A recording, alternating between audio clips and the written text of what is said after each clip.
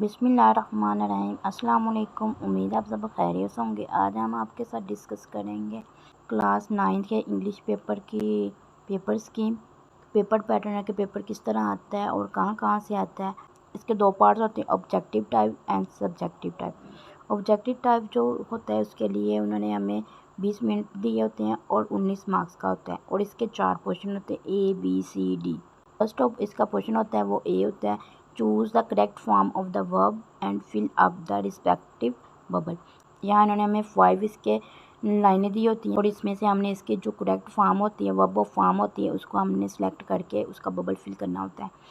जैसे कि for example, I dash my meal at night, कि इस मैंने रात का खाना खाया, तो इसके लिए ऑप्शन दिए हो कि इसका फॉर्म हमने यूज़ करनी है। इसका ऑप्शन है ABCD। इसमें से आपका जो भी करेक्ट ऑप्शन होगा इसका आपने बबल फिल करना है। इस तरह क्वेश्चन नंबर 2 है, इस तरह क्वेश्चन नंबर 3, इस तरह क्वेश्चन नंबर 4 एंड 5। ये टोटल 5 हैं और इसके टोटल मार्क्स भी 5 हैं। और ये कहाँ से आते हैं? Item in the part from serial number 1 to 5 are related to use of verb and the part will be taken from the grammar and composition. Atom in this part from serial number 1 to 5 and relate to the use of the verb and this part will be taken from the grammar and composition. ये जो verb की form होती है कहाँ से आती है? ये जो बोर्ड की तरफ से मंजूर शुदा बुक होती है उसमें से ही आती है और ये टोटल 5 होती हैं। इसके टोटल नंबर भी 5 ही हैं। देन जो ऑब्जेक्टिव टाइप का सेकंड क्वेश्चन है B, choose the word with the correct spelling and fill up the respective bubble. हमें 4 ऑप्शन दिए होते हैं ABCD और इसमें से हमने जो करेक्ट स्पेलिंग है उसको टिक करना होता है और इसका बबल फिल करना होता है।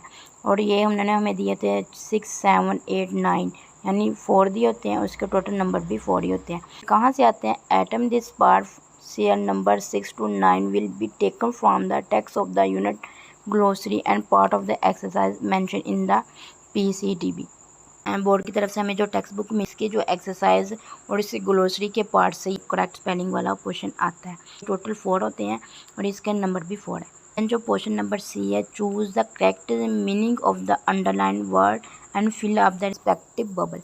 जो अंडरलाइन वर्ड किए होते हैं इसका सही मीनिंग बताना होता है और इन्होंने ऑप्शन में ABCD होता है और जो इसका करेक्ट ऑप्शन होता है उसका अपने बबल्स फिल करना होता है। उन्हें 5 दिए होते हैं और इसके नंबर भी 5 होते हैं। और ये कहाँ से आते हैं? Item in this part from serial number 10 to 14 will be taken from the text of the unit and part of the exercise mention approve bye PCTB। Board की तरफ से जो टेक्स्ट बुक दी होती है उसकी एक्सरसाइज, उसके यूनिट और उसकी जो स्टोरी वगैरह दी होती है उसमें से ही ये वाला क्वेश्चन आता है। देन जो हमारे पास नेक्स्ट क्वेश्चन होता है D, choose the correct option according to grammar and fill up the respective bubble.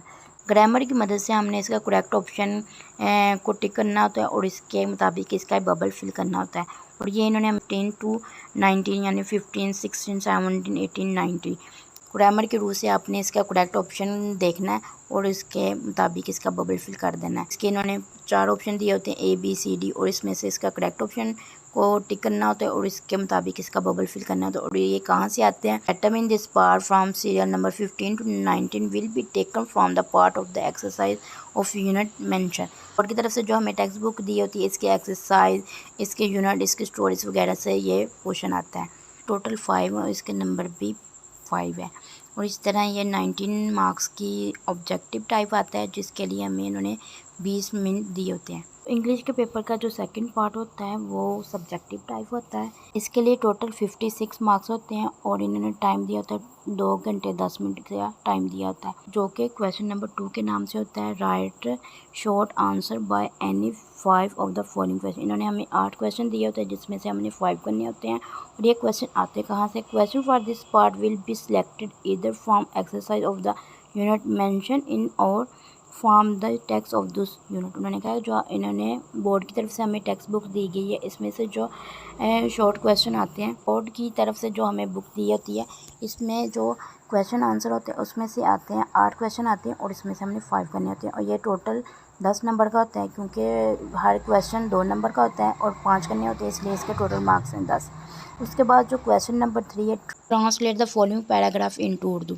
एक पैराग्राफ होता है जिसको हमने ट्रांसलेट इनटू उर्दू करना था, वो इंग्लिश में दिया होता है, इसको हमने उर्दू में लिखना होता है। और देन जो उन्होंने ऑप्शनल हमें दिया था, rewrite the paragraph into simple English. एक इन्होंने हमें पैराग्राफ दिया होगा जिसको हमने सिंपल इंग्लिश में कन्वर्ट कर। बेस्ट ऑप्शन यही है कि आप ट्रांसलेट इनटू उर्दू करें। और ये कहाँ से आते हैं?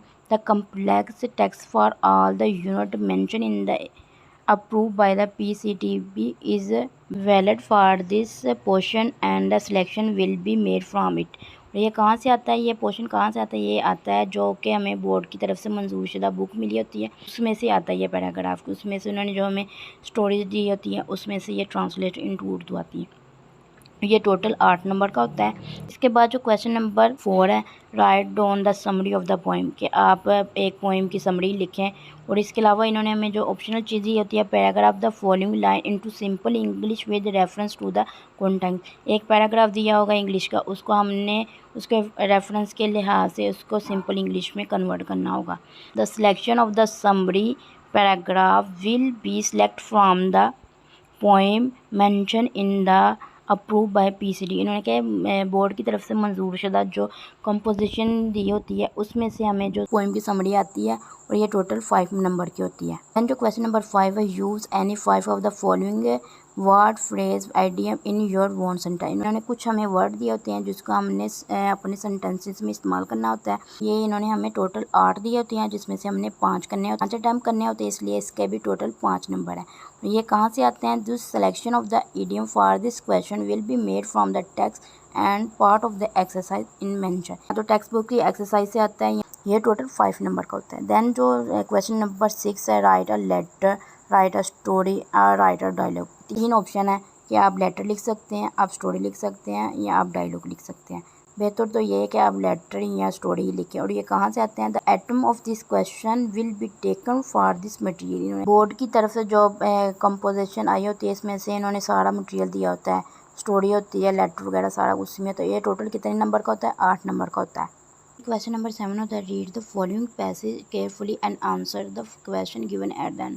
पेपर में उन्होंने हमें एक पैराग्राफ दिया था जिसको हमने केयरफुली पढ़ना होता है और इसके एंड पे उन्होंने क्वेश्चन पूछे होते हैं। इस पैराग्राफ में से उन्होंने क्वेश्चन दिए होते हैं और इस पैराग्राफ में से हमने ढूंढ के इसके आंसर देने होते हैं। ये टोटल 10 नंबर का होता है। ये पैराग्राफ आता कहाँ से? The selection of the grammar passage will be made from the passage approve by पीसीटीबी।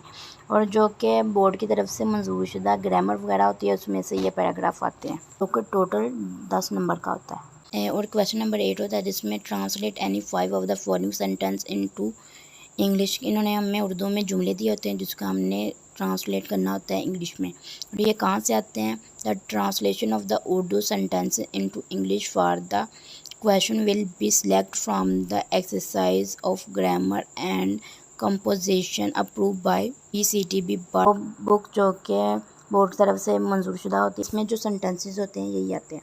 Total कितने नंबर का होता है? 5 नंबर का होता है। दैन जो हमारे पास क्वेश्चन नंबर 9 है, last question, change the voice of the following. इन्होंने हमें 5 दिए होते हैं क्वेश्चन के एक्टिव वाइज या पैसिव वाइज सेंटेंसेस दिए होते हैं। इसको अगर एक्टिव वाइज है तो उसको पैसिव वाइज करना होता है और अगर पैसिव वाइज है तो उसको एक्टिव वाइज करना होता है। और ये भी टोटल 5 नंबर के होते हैं। ये कहाँ से आते हैं? The item for this question will be taken from grammar and composition active and passive wise mention approve by PCTB. वही बुक जो कि बोर्ड की तरफ से मंजूर शुदा होते हैं उसमें से जो मटेरियल होता है एक्टिव पैसिव वाइज का, उसी में से ये एक्टिव पैसिव वाइज का सेंटेंसेस आते हैं। उम्मीद है आपको पेपर पैटर्न की समझ आ गई होगी। अगर आपको इसके बारे में कोई भी कन्फ्यूजन हो तो आप कमेंट सेक्शन में पूछ सकते हैं। मिलते हैं नेक्स्ट वीडियो में, तब तक के लिए अल्लाह हाफिज़। Thanks for watching.